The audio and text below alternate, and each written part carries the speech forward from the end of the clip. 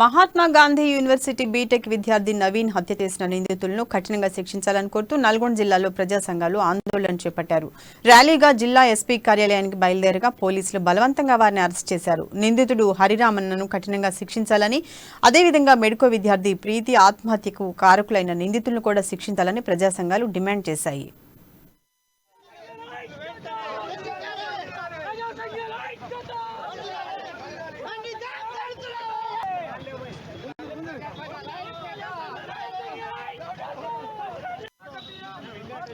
ఈ రాష్ట్రం లోపల ప్రేమ మొదల అఘాయిత్యాలు ఎక్కువైతే ఉన్నాయి. కానీ ఈ ప్రభుత్వం కానీ ఇక్కడ ఉన్న వీసీలు కానీ ర్యాగింగ్ కమిటీలు ఉంటాయి, అనేక రకాల కమిటీలు ఉంటాయి.